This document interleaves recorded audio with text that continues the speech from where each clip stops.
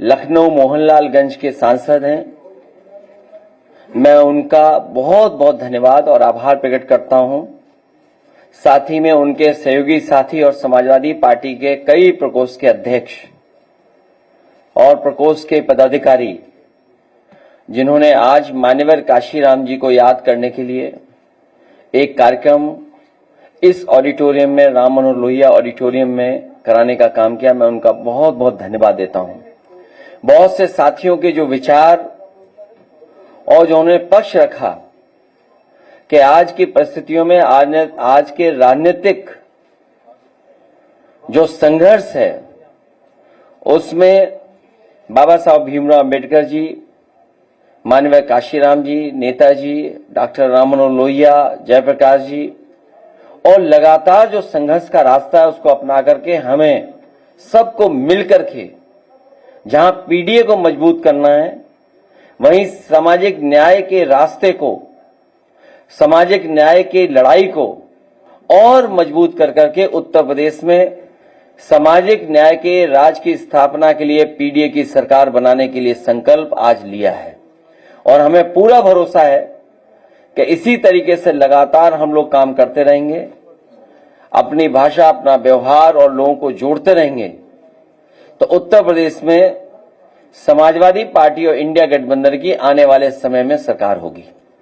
Samajwadi party, Netaji doctor Ram Manohar Lohia और बहुत सारे यहां साथी होंगे, वो जानते होंगे कि समाजवादी पार्टी और नेताजी का संघर्ष हमेशा रहा है कि दबे कुचले, गरीब, पिछड़े, दलित, आदिवासी, वंचित, शोषित लोगों को कैसे सम्मान और उनको सम्मान के साथ साथ राजनीतिक हैसियत कैसे बढ़ाई जाए, उस पर लगातार काम करते रहे। और हमारे साथी जानते होंगे कि मान्यवर काशीराम जी को इटावा से सांसद बनाने के लिए समाजवादी पार्टी, नेताजी और हम सब का, और यहां पर बहुत सारे साथी बैठे हैं, इनका सहयोग रहा।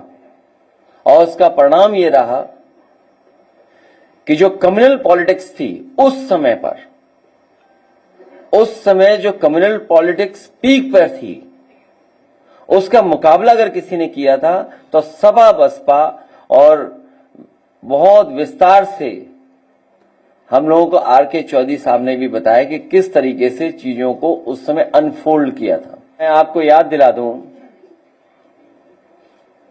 उनके अलावा अगर प्रतिमा किसी ने उनकी खुद की लगाई तो मैंने लगवाई। और हालांकि on the floor of house, जब उस समय बहुजन समाज पार्टी के लीडर ऑपोजिशन या उस समय जो सवाल उठते थे मेंटेनेंस को लेकर के, रखरखाव को लेकर के, ऑन रिकॉर्ड आप लोग चेक कर सकते हैं, ऑन रिकॉर्ड, कि समाजवादी पार्टी की सरकार में पूरा का पूरा मेंटेनेंस और रखरखाव के लिए एलडीए को निर्देश दिए गए थे। और यहां तक जब एक दिन मैंने देखा, जब मैं एयरपोर्ट जा रहा था, कि यहां पर खजूर के पेड़ सूख गए हैं। जो खजूर के पेड़ लगे थे बाउंड्री पर, और अंदर वो सूख रहे हैं, और कई पेड़ सूख गए हैं उसके अंदर। तो उन पेड़ों को बदल करके अच्छे पेड़ों को लगाने का काम, जिसमें वाशिंगटोनिया और एक पेड़ क्रोसिया, आप देख लेना, जब आप राइट टर्न मारेंगे एयरपोर्ट के लिए, तो राइट टर्न पर सभी पेड़ खजूर के सूख गए थे। जितने पेड़ लगे वो क्रोसिया के लगे, और जहां जहां पेड़ सूख गए थे वहां क्रोसिया के लगे होंगे, और अभी फ्लावरिंग देख रहे होंगे, या फिर हो सकता है 15-20 दिन बाद आप उन पेड़ों पर फ्लावरिंग देखेंगे। और वो ऐसे ट्रीज हैं कि पत्तियां गिर जाती हैं और केवल फूल रह जाते हैं। और सदन में on the floor of house मैंने कहा था कि उनके फूलों का रंग भी पिंक है।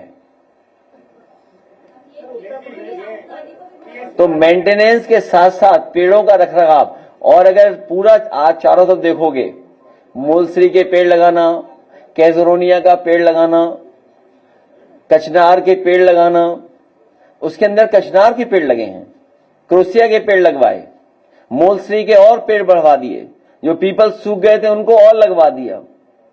सच्चाई तो यह है, पत्थरों का रंग आज भी अगर आप देखोगे, अगर भारतीय जनता पार्टी ने सही तरीके से रखरखाव किया होता तो पत्थरों का रंग काला नहीं होता।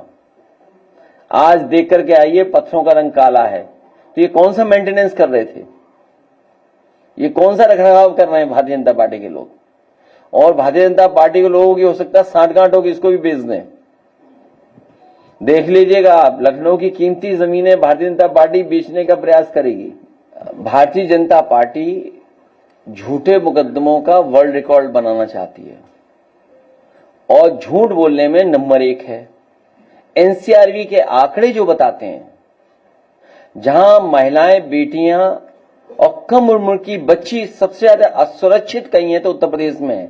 और ये हमारा आपका डेटा नहीं है, ये एनसीआरबी का डेटा है। और इसके साथ साथ सबसे ज्यादा अन्याय अगर कहीं बढ़ा है, कहीं हो रहा है दलितों पर, तो वो उत्तर प्रदेश में हो रहा है। ये भी एनसीआरबी का आंकड़ा बता रहा है।